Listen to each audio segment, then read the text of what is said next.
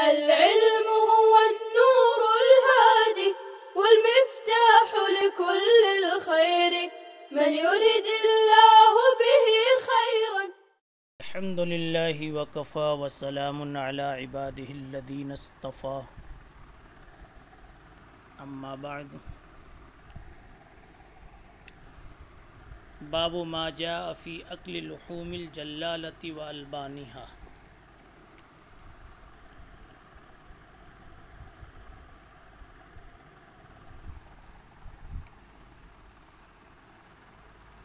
گندگی کھانے والے جانوروں کے گوشت اور ان کے دودھ کا بیان۔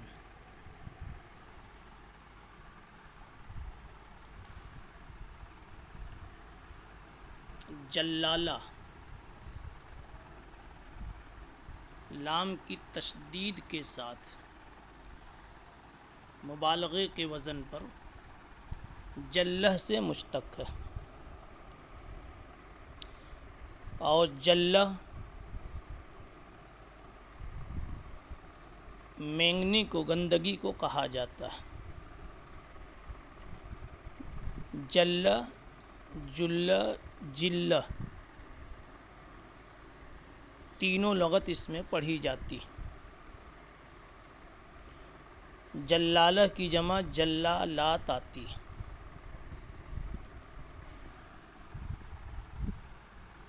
تو جلالہ گندگی کھانے والا جانور، شرعاً اس جانور کو کہتے ہیں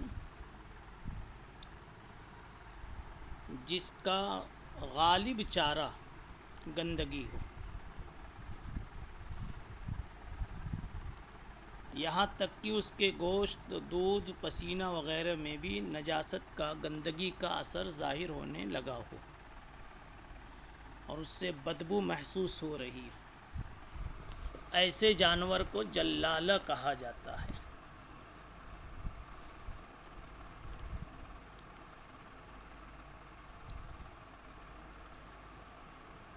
فتاوی عالمگیریہ میں لکھا ہوا ہے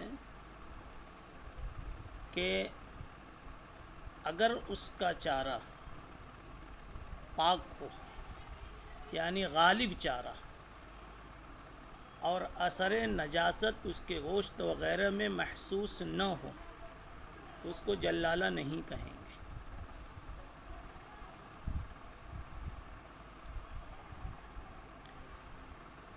لیکن بعض دوسرے علماء کرام نے یہ فرمایا کہ کثرت اور قلت کا کوئی اعتبار نہیں ہے، بلکہ مدار بدبو کے محسوس ہونے پر ہے۔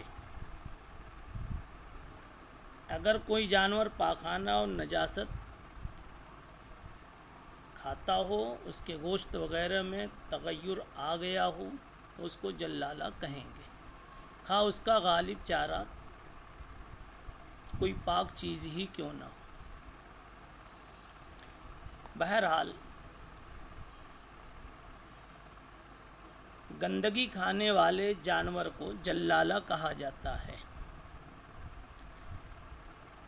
ایسے جانور کا گوشت یا اس کا دودھ استعمال کیا جا سکتا ہے یا نہیں؟ امام مالک، لیث ابن سعد، حسن بصری، ان حضرات کے نزدیک جلالہ جانور کا گوشت اور دودھ بلا کراہت جائز ہے،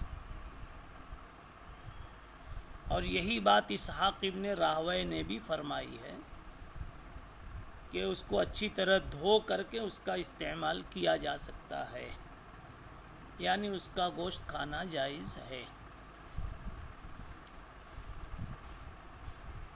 حافظ ابن حجر رحمۃ اللہ علیہ نے اکثر شوافع سے کراہت تنزیہی کا قول نقل کیا ہے،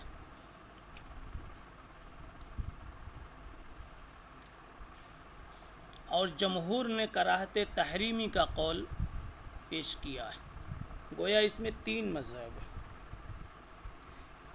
امام مالک وغیرہ بلا کراہت جائز کہتے ہیں،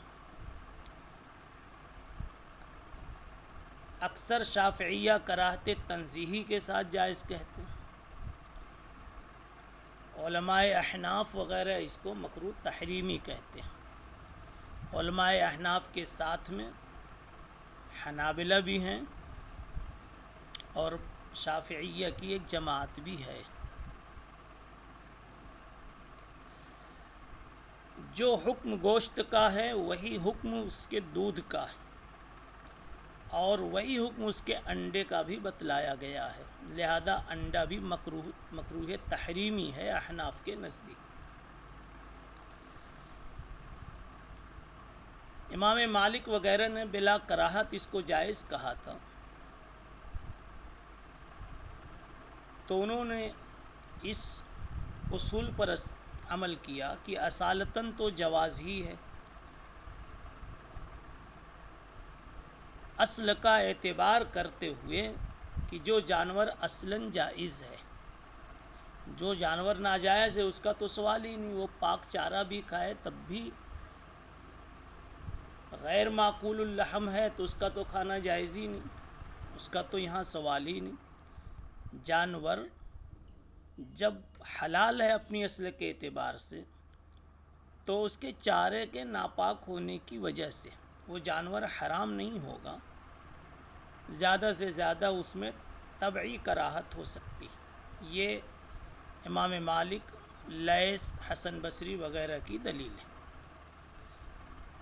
جمہور نے جو کراہت تحریمی کا قول کیا ہے، تو ان کے نزدیک ترمذی شریف کے اس باب کی یہ روایت ہے کہ عبداللہ ابن عمر رضی اللہ تعالی عنہ نے فرمایا کہ نبی پاک صلی اللہ علیہ وسلم نے جلالہ کے کھانے سے اور اس کے دودھ سے منع فرمایا۔ تو ایک تو یہ روایت ہے جو آپ کے سامنے ہے ترجمۃ الباب کے ذیل میں۔ اس کے علاوہ بیہقی نے اور بزار نے اسی انداز کی روایت نقل کی ہے کہ نہا رسول اللہ صلی اللہ علیہ وسلم عن الجلالہ وعن شرب البانہا واکلہا ورکوبہا۔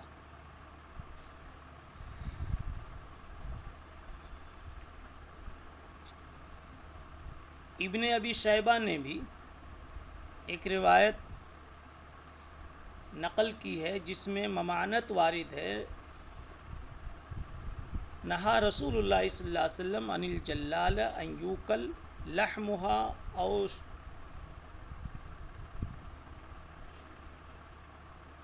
شرب لبنہا، عن الجلالۃ ان یوکل لحمہا، اس کا گوشت کھانا حرام، دودھ پینا حرام۔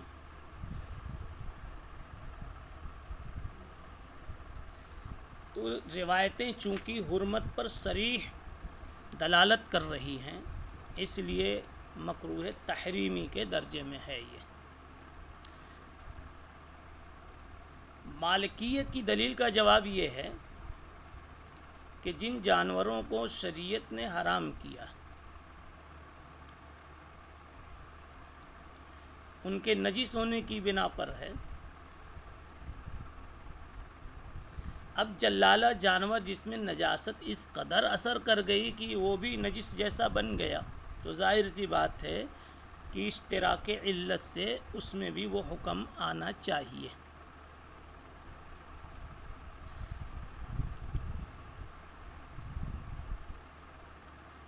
روایت دیکھیے، وبہ قال حدثنا حناد قال حدثنا عبدہ عن محمد ابن اسحاق عن ابن ابی نجیح عن مجاہد عن ابن عمر قال نہا رسول اللہ صلی اللہ علیہ وسلم عن اکل الجلالۃ والبانہا۔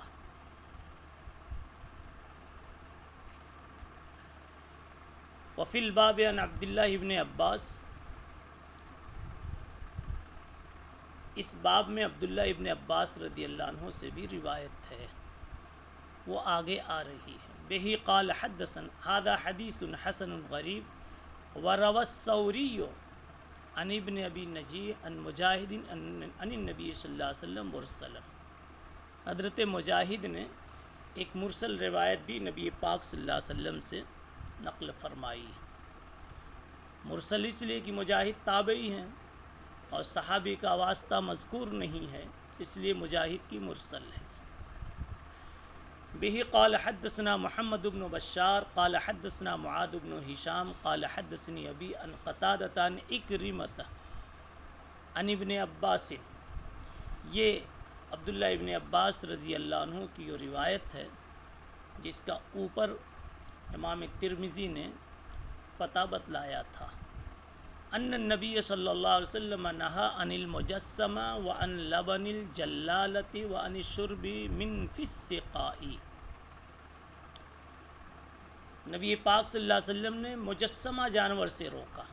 مجسمہ اس سے پہلے یہ عنوان گزر چکا ہے، وہ جانور جس کو تیر اندازی کے لیے، تیر چلانے کے لیے نشانے کے طور پر رکھا گیا اور تیر مار مار کر اس کو ختم کر دیا گیا، ایسے جانور کا کھانا منع ہے۔ وعن لبن الجلالہ، جلالہ کے دودھ سے روکا، اور مشکیزے کے منہ لگا کر پانی پینے سے روکا۔ اس میں عن لبن الجلالہ یہی محل استشہاد ہے۔ مجسمہ کا ذکر پہلے ہو چکا ہے، اور من فی السقاء مشکیزہ کا مستقل بیان آنے والا ہے۔ بہ قال حدثنا محمد بن بشار قال حدثنا ابن ابی عدی عن سعید بن ابی عروبۃ عن قتادۃ عن اکرمۃ عن ابن عباس عن النبی صلی اللہ علیہ وسلم نحوہ۔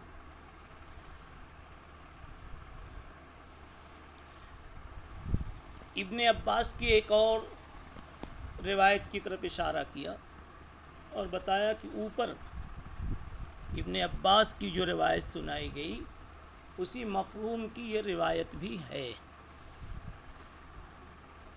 ھذا حدیث حسن صحیح، اور یہ حدیث یہ حسن ہے، صحیح ہے، اور اس باب میں عبداللہ ابن عمرو سے بھی روایت ہے۔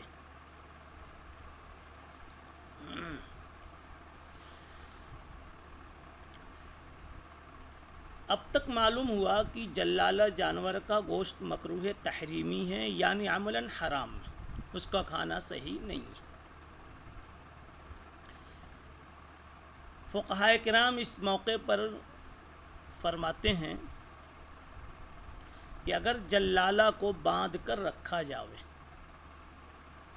اور نجاست تک اس کو نہ پہنچنے دیا جاوے، صرف پاک غذا کھلائی جائے، یہاں تک کہ اس کی بو باس ختم ہو جائے، تو پھر ایسے جانور کو ذبح کر کے کھانا جائز ہے۔ یہ جلالہ اب جلالہ نہیں رہا، حبس کی وجہ سے اس کی علت ختم ہو گئی، اس لیے اس کا کھانا درست ہے۔ البتہ کب تک باندھا جاوے تو یقین ہو کہ نجاست کا اثر ختم ہو گیا ہوگا، تو مدت حبس کے بارے میں اختلاف ہے۔ امام ابو حنیفہ رحمۃ اللہ علیہ سے توقف منقول ہے۔ حضرت نے فرمایا کہ مجھے معلوم نہیں کہ کتنے دنوں میں اس کا گوشت صاف اور پاک ہو سکتا ہے۔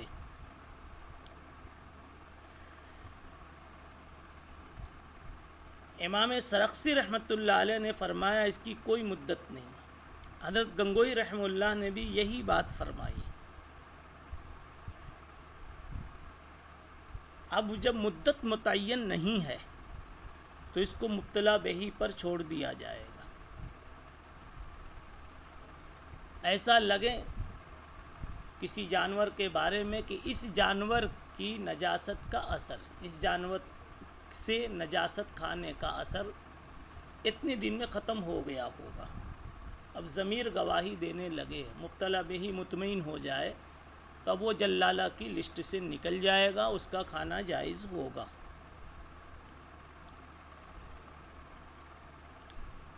بعض حضرات نے تحدید بھی کی ہے، مثلا مرغی کو 3 دن تک باندھ کے رکھا جائے، بکری کو 4 دن، اونٹ اور بیل کو 10 دن باندھ کر رکھا جائے۔ اور اس تحدید کو لوگوں نے پسند بھی کیا ہے۔ اب اگر کوئی آدمی خود فیصلہ نہیں کر پاتا تو ان تحدیدات کو سامنے رکھ کر اس کو فیصلہ کرنا آسان ہو جائے گا۔ یہ جو تحدید بعض حضرات نے کی ہے، اس کے پیچھے کوئی حدیث مرفوع تو نہیں ہے، لیکن کچھ آثار موقوفہ ہیں۔ مثلا ابن عمر رضی اللہ تعالی عنہ سے منقول ہے کہ کان یحبس الدجاجۃ الجلال ثلاثا،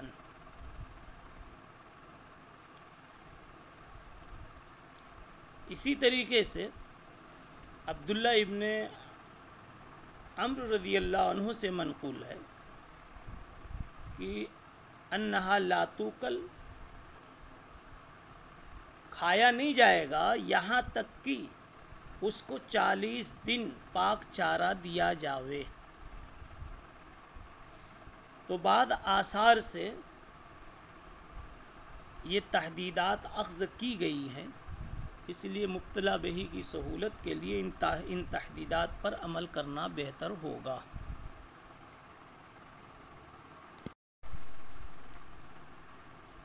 آخر میں امام ترمذی رحمۃ اللہ علیہ نے حوالہ دیا کہ وفی الباب عن عبداللہ ابن عمرو، اس باب میں عبداللہ ابن عمرو سے بھی روایت ہے۔ تو یہ روایت کہاں پر ہے؟ شارحین نے تتبع کے بعد بتلایا ہے کہ امام احمد، امام ابو داؤد، امام نسائی، حاکم، دارقطنی اور بیہقی نے عبداللہ ابن عمرو بن العاص رضی اللہ تعالی عنہ کی اس روایت کی تخریج فرمائی ہے۔ سند میں حضرت ابن عباس سے پہلے حضرت اکرمہ کا ذکر آیا۔ یہ حضرت عبداللہ ابن عباس رضی اللہ تعالی عنہما کے غلام ہیں۔ کنیت ان کی ابو عبداللہ ہے، نسبتاً یہ قرشی مدنی ہیں۔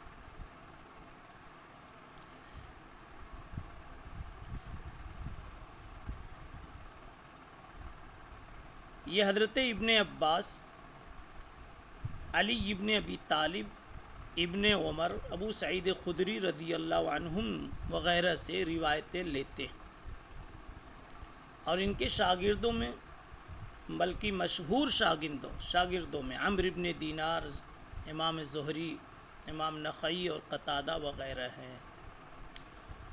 اور اکرمہ محدثین ناقدین کی تحقیق کے مطابق یہ ثقہ راوی ہیں۔ محدثین نے ان کی توثیق فرمائی ہے۔ سن 107 ہجری میں ان کی وفات ہوئی ہے۔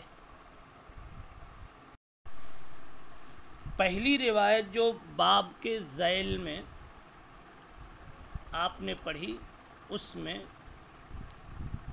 حناد کے اوپر عبدہ ہے۔ یہ عبدہ ابن سلیمان کلابی ہیں۔ بعض کہتے ہیں ان کا نام عبد الرحمن تھا اور عبدہ ان کا لقب ہے۔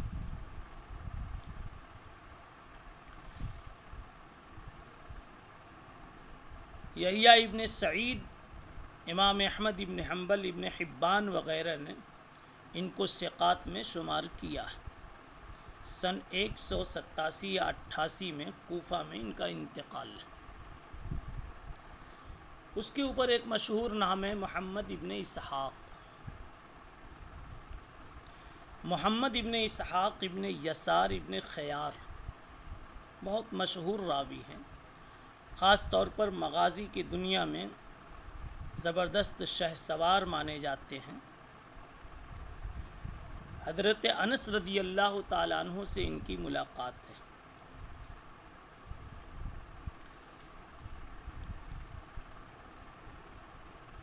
ان کے شاگردوں میں یحییٰ ابن سعید الانصاری ہیں، سفیان ابن عیینہ، سفیان ثوری وغیرہ ہیں۔